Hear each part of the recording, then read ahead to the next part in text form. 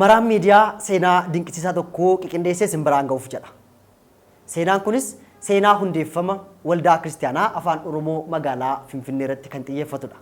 Waggoota 30 duraa handhuura Oromiyaa magaalaa Finfinnee keessatti afaan Oromootiin dubbachuun baay'ee rakkisaa ture.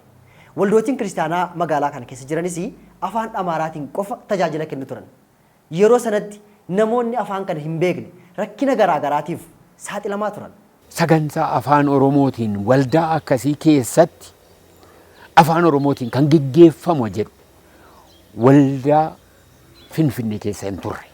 Kanarraan kan ka'e namoonni immoo biyya ijoollee isaanii bira jiraachuuf dhufan sababii Amaariffaan beenneen waldaa yeroo dhufanii utuu waan tokko hin dhagahin qurbaana yookiin irbaata gooftaatti qalbiitti hin diddiirratin fudhatu.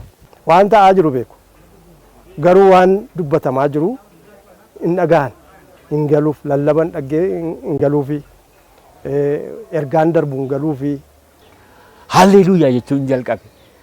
እግዚአብሔር ይመስገን jechuun jalqabe. Amma isheen amma jedhu ana miti. Isa yeroo sanaan siin jedha. Isheen amma jedhu xinnoo ishee bishaattu. Inni yeroo sana akkas miti. Abbootiin yeroo sana rakkoo kana ilaalaa turan tarkaanfii akkamii fudhatan? Hundeeffama waldaa afaan Oromoo magaalaa Finfinneetiif immoo haala kamiin sababa ta'an? Bu'uurri isaa ilaa kun akka kanatti jira argachuu dandeessaa. Kuni ministii gaafa sanaati. Muddee gaafa tokko bara 1992 kun.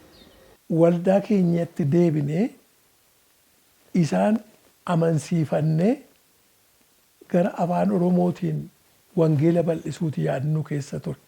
Seenaa ajaa'ibaa nama dhibu. Pirezidaantiin waldaa Makka Yesuus yeroo sanaa Lubii Yaadasaan waldaa isaanii keessaa waldaa Makka Yesuus jechuudha. Ifatti miseensummaarraa haqamaniiru.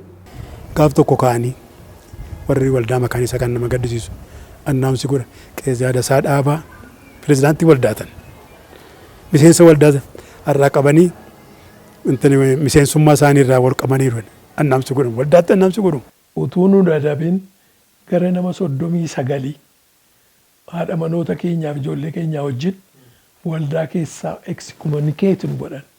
Warra tajaajilarra ture tajaajilarraa geggeessuutti eessayyumaan jiraanne maanguddoota maan taane faarfattoota maan taane keessaa tajaajilarraa geggeessuun jalqaba. Egaa seenaan qiqindeeffannee dhufaa jirru kanaaf kanneen dinqisiisoo nama ajaa'ibsiisan baay'ee of keessaa qaba.